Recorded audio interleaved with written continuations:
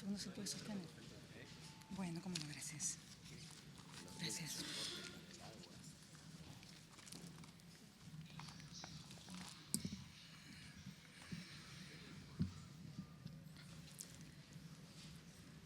Buenas tardes, señoras y señores, senadoras y senadores. Agradezco mucho el honor y privilegio de esta convocatoria. Mi presencia el día de hoy es a título personal, como profesional experta, y no vengo a representar opinión ni intereses de ninguna institución. Me permito estos segundos para destacar que la exposición del día de la fecha es a posteriori de atravesar el dilema ético, personal y profesional más difícil de mi carrera. Como resultado, primó mi deber, responsabilidad y compromiso como ciudadana y ante la sociedad en este debate histórico, en tanto portadora de una experiencia y bagaje técnico determinados, en mi calidad de experta en regulación de medicamentos durante más de una década y médica ginecóloga.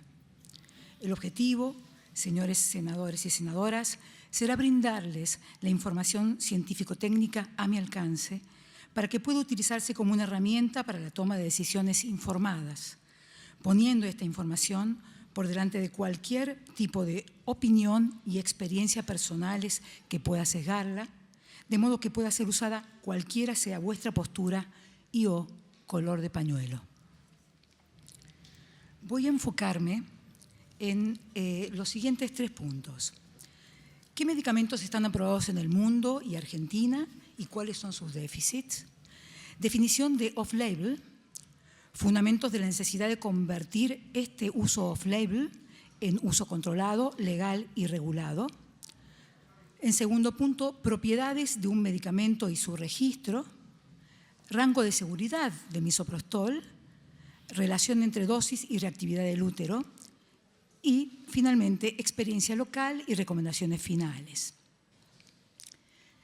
Quedarán afuera, a razón de la brevedad y no por menos importantes en el contexto del aborto seguro, desarrollo de los esquemas de tratamiento y sus niveles de evidencia, a evaluarse y consensuarse en ocasión del decreto reglamentario en caso de aprobarse el proyecto remitido de diputados, perfil de seguridad de los medicamentos utilizados y mecanismos de control, minimización y regulación de los riesgos, con definición de los actores del sistema de salud intervinientes y manejo de las complicaciones, a evaluarse, discutirse y consensuarse igualmente en ocasión del decreto reglamentario en caso de aprobarse el proyecto remitido de diputados.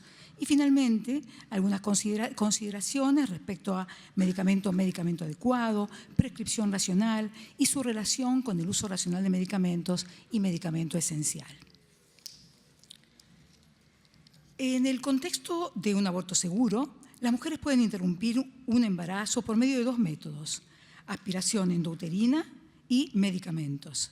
En mi carácter de experta en regulación de medicamentos, me referiré al aborto medicamentoso, que representa a nivel mundial en la actualidad el 80 a 90% de los casos. Estos son los medicamentos que existen en el mundo para la realización de un aborto medicamentoso. Tenemos el Mifegest o similares, una asociación de mifepristona y misoprostol. El misoprostol en este caso será on-label. Los otros casos de off-label del misoprostol tenemos fuera de prospecto o fuera de las indicaciones aprobadas o de las condiciones sobrantes en el prospecto, como suele llamarse el off-label. Está el Cytotec con misoprostol monodroga de 200 microgramos. Y otro uso de misoprostol 200 microgramos es en asociación con diclofenac en 50 o 75 miligramos y una concentración constante de misoprostol 200 microgramos, cualquiera sea la concentración del antiinflamatorio. En Argentina, si bien existe un registro de misoprostol a dosis adecuada para la interrupción voluntaria del embarazo, no existe ningún medicamento comercializado para esta indicación. Oxaprost es el único medicamento que se comercializa en el país, que se comercializa en el país, tal como ya han escuchado en todas las audiencias, con formulación igual al Altrotec, es decir, asociación de diclofenac con misoprostol, en uso off-label. Perdón, que quiero mostrarles acá. algunos mínimos aspectos de farmacología. La mifepristona es un antiprogestágeno que se une a los receptores de progesterona, la hormona del embarazo, inhibiendo la acción de la misma y por ende interfiere en la continuación del embarazo. El misoprostol es un agente oxitóxico, es decir, capaz de provocar contracciones uterinas o uterotónico, un análogo sintético de la prostaglandina E1. A diferencia de la oxitocina, que actúa en el último trimestre de la gestación, el misoprostol puede actuar a lo largo de todo el embarazo e incluso fuera de él. El diclofenac es un conocido agente antiinflamatorio y la indicación finalmente aprobada del oxapros es pacientes con procesos dolorosos e inflamatorios musculoesqueléticos, osteoarticulares y extraarticulares que requieren citoprotección gástrica.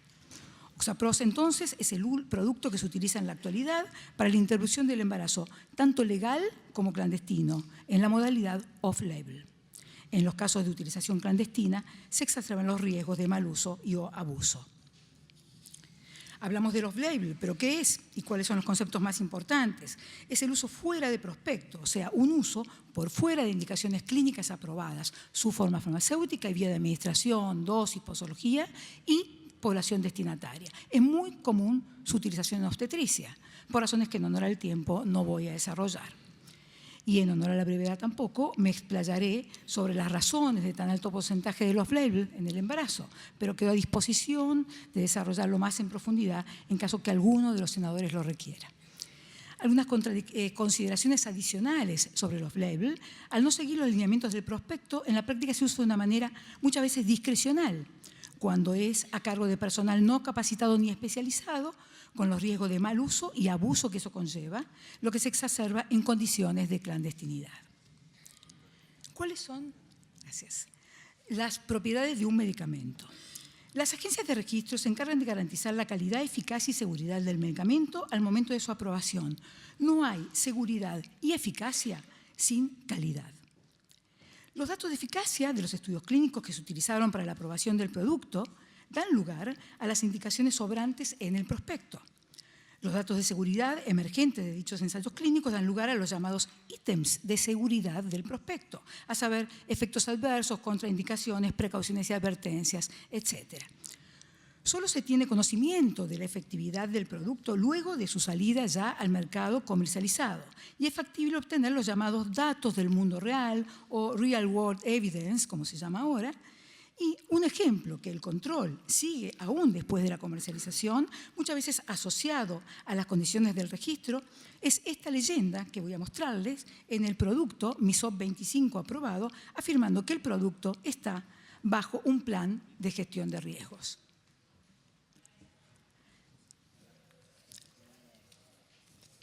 ¿Puede ser un poquito de agua, por favor? Gracias, muy amable, ¿eh?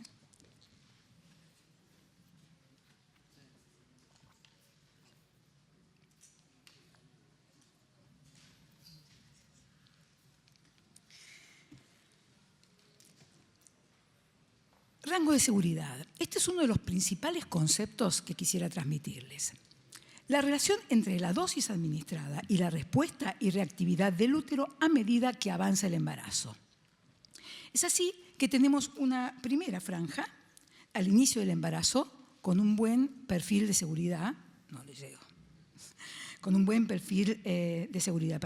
administrando altas dosis para luego ingresar en la franja peligrosa a medida que avanza el embarazo. Íntimamente ligada a la dosis administrada y la vía de administración. Surge de esto el concepto que la seguridad y los menores o mayores riesgos están directamente asociados a la edad gestacional, así como la importancia y la insistencia en que las prácticas se realicen en edades gestacionales tempranas. Esto también da origen a las diferencias en los esquemas propuestos por las guías internacionales en cuanto a dosis y vía de administración de acuerdo a la edad gestacional. Vamos al escenario de legalidad versus no legalidad. En la comparación de los escenarios de legalidad versus no legalidad, vemos que en un contexto de legalidad existen productos bien identificados y aprobados para tal fin, garantizándose su calidad, eficacia y seguridad. A su vez, se dispone de un prospecto, es decir, información para prescribir, y de un plan de gestión de riesgos asociado como condición de mantenimiento del registro, consistente, por ejemplo, en un programa de administración y distribución, capacitación a los prescriptores y los actores del sistema de salud que corresponda, un seguimiento online 24 horas para las pacientes, consentimiento informado, tarjeta de información para el prescriptor, tarjeta de información del medicamento para la paciente, etc. En resumen, es factible contar con las herramientas regulatorias que se requieren a los fines de controlar su uso seguro y en el marco de la legalidad. En el escenario no legal, lejos de encontrar lo mismo, vemos por el contrario un tutorial de cómo separar el misoprostol del diclofenac. Me pregunto, no sé si se ve bien, cómo es posible garantizar la calidad de estos trozos de misoprostol que están por ahí sobre un papel. ¿Cuántos microgramos hay dispersos en el papel luego de esta separación? A su vez, número de teléfono, llamados, llamame, incluso la sospecha de un medicamento ilegítimo, que a lo mejor se ve, es el que está más a la derecha, al menos por las características del rótulo, que en un principio no se parece al original, por supuesto, esto es una sospecha, que está registrado por laboratorio, porque el laboratorio cumple con la normativa que su rótulo original tiene que tener un mismo tamaño y realce entre el nombre comercial y el nombre genérico, y esto no se ve. Entonces, en el caso que fuera ilegítimo, con la sospecha, se pueden sospechar las eventuales fallas en la calidad de su manufactura, que a su vez pueden impactar, como hablamos antes, directamente en la eficacia y seguridad del producto. En medio del escenario informal aparece incluso la verdadera promoción del medicamento, del producto, por parte del laboratorio fabricante, con su indicación aprobada, como un antiinflamatorio y no para usos obstétricos. Aparece cuando uno dice Oxaprost, ¿sí? El laboratorio lo tiene registrado y bien puede promocionarlo. En resumen, este es el mercado de la clandestinidad. Como contracara, el escenario de la legalidad se contará con la sumatoria del prospecto, es decir, la información para prescribir, y el plan de gestión de riesgos para un uso de medicamentos registrados con las condiciones que permitan que en el balance constante y dinámico del producto aprobado, los beneficios superen siempre a los riesgos. Entonces, es decir, si volvemos a las propiedades de un medicamento, en el escenario no legal que estimula la clandestinidad, no es posible garantizar calidad, eficacia y seguridad, a las que me referí previamente, como sucede con los medicamentos registrados y controlados.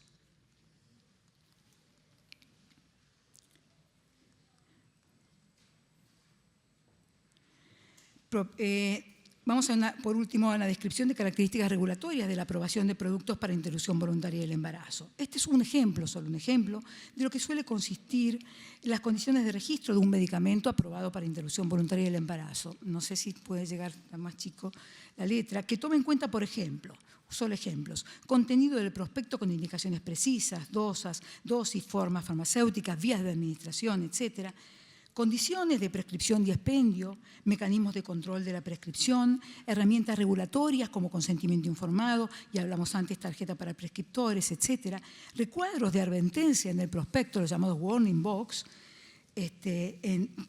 y tanto en los prospectos como en el consentimiento informado para la paciente.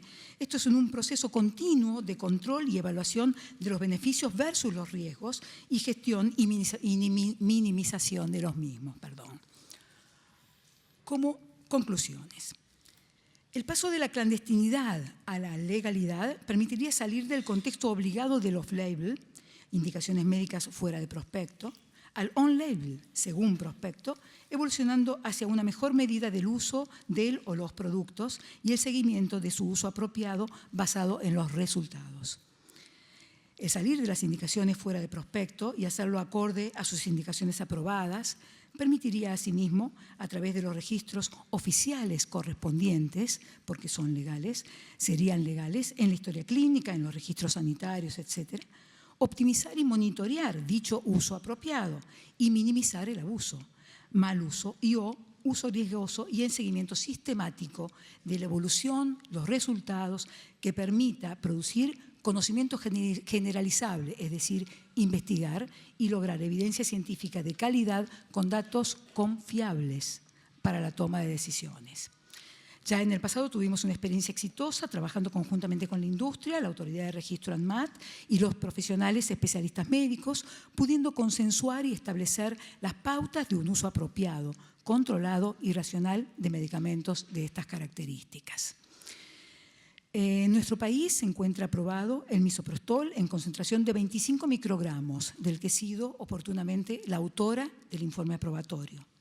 El producto, que tiene indicaciones obstétricas diferentes a las que se están tratando ahora, a saber, inducción del trabajo de parto con feto vivo a término y feto muerto de mayor o igual a 27 semanas de embarazo en segundo trimestre, ya tiene 9 años en el mercado argentino, con alto impacto asistencial y sanitario, resultando en una exitosa experiencia de regulación y control de un medicamento de estas características.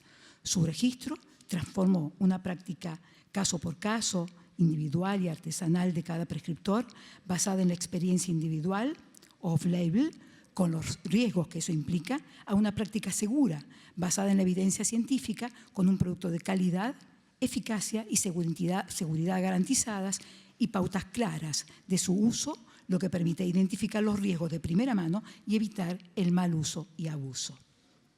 Trabajar en esta misma línea, en un contexto legal, contribuiría fuertemente al uso racional de misoprostol monodroga en la concentración de 200 microgramos, así como de los otros medicamentos aprobados para la interrupción voluntaria del embarazo en los países en que esta práctica está legalizada. La vida es corta, la tarea es mucha, no te toca toda la tarea, pero eso no te exime de hacer tu parte. Rabitar Fon, Talmud, Tratado de los Padres. Espero haber cumplido mi parte y haber contribuido a que ustedes puedan cumplir la propia. Muchas gracias. Gracias, doctora. Gracias. Si nos puede dejar el resumen. Muchísimas gracias. Convocamos a la próxima expositora, Marisa Labovsky.